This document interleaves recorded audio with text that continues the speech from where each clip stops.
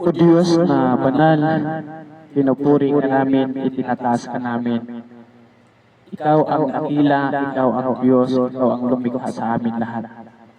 Wala kami maitatago sa iyo, Panginoon. Sorry po sa mga kasalanan na amin nagagawa sa inyong harapan.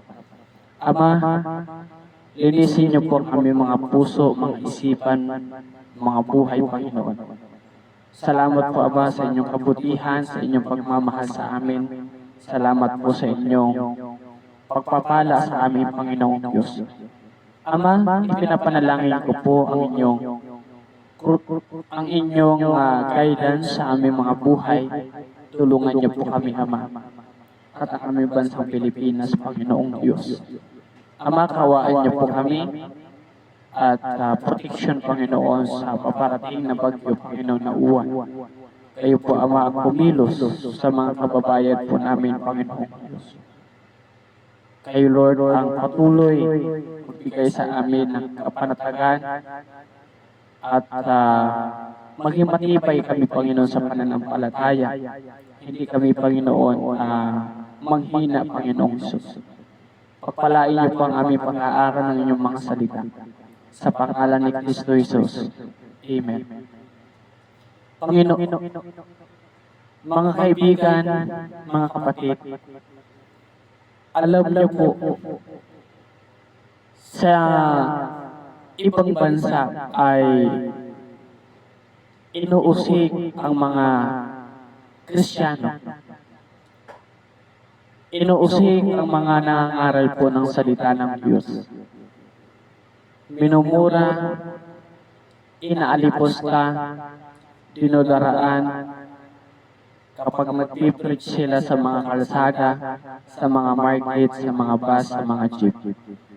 Talagang sila ay inaalipusta, inuhuli, kinukulong, magbigay lang sila ng gospel tracts, magbigay lang sila ng Bible, mag-share lang sila, pwede sila hulihin, pwede sila ikulong.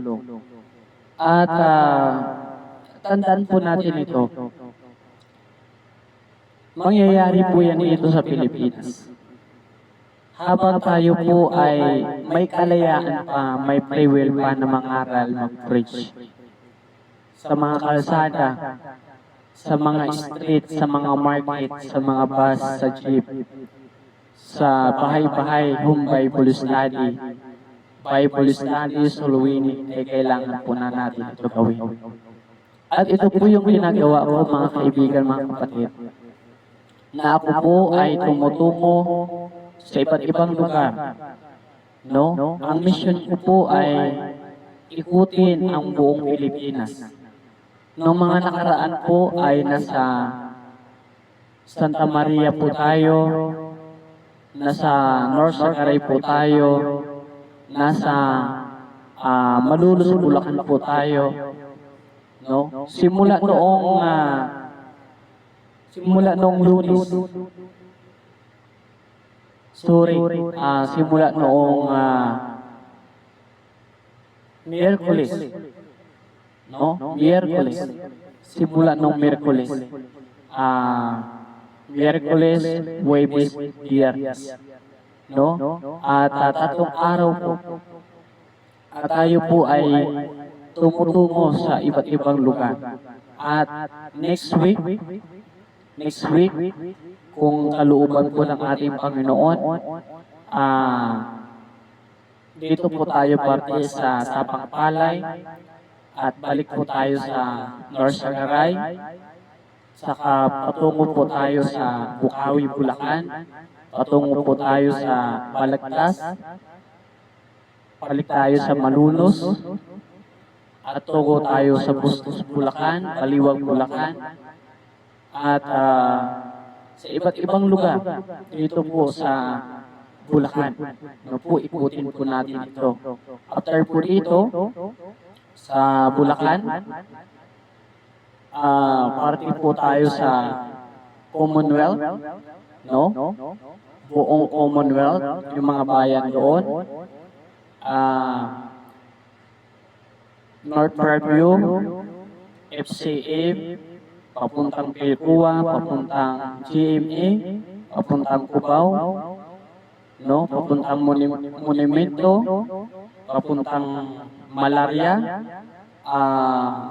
nabutas, no? Nabutas, malabon, no? At mag-ikot po tayo para sa pangangaral po ng salita ng Diyos. No, pagkatapos dito sa Metro Maynila, going tayo sa Bicol, Sorsogon, no, Matnog, at kung kalooban ng Panginoon, tawid tayo sa Bisaya, sa Kabisayaan, ano, sa Samar, sa Tacloban, going to Mindanao, Cebu, Davao, Iloilo. No po, at yan po ang aking misyon, no? Para mangaral po ng salita ng Diyos. Pagkat ito po yung kalooban ng Panginoon na magpahayag ng salita ng Diyos. Para maraming tao maligtas, maraming tao makakilala sa Panginoon, maraming tao makarinig ng Ebanghelyo. Pagkat malapit na ang panahon. Malapit na gumunaw ang mundo. Malapit na ang pagbabalik ng ating Panginoon. Kinakailangan maging masigasig tayo, no, sa pangangaral po ng salita ng Diyos. Maging masigasig, maging mainit, no, manindigan tayo kahit anong mangyari, no, usugin man tayo, murahin man tayo, alipustahin man tayo, mapagod man tayo, magutom man tayo, ano man ang mangyari, no, huwag tayo bibitiw sa paglilingkod sa Diyos. Huwag tayo bibitiw sa pangangaral ng salita ng Diyos. Pagkat ito po ang kanyang kalooban. Ayon po sa verse Mark 16:15, go ye into all the world and preach the gospel to every creature. No po, mag-preach, mangaral po ng salita ng Diyos.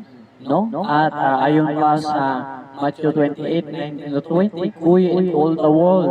No? Humayo po, mangaral po ng salita ng Diyos sa buong kinapal, no? Sa lahat ng mga tao.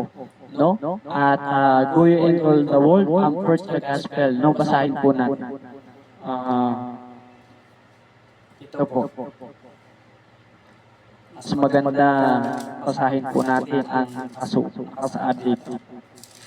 Sabi dito, go ye therefore and teach all nations, baptizing them in the name of the Father, of the Son, of the Holy Ghost, no? Teaching them to observe all things whatsoever I have commanded you, and lo, I am with you always, even unto the end of the world. No? Amen? Praise God.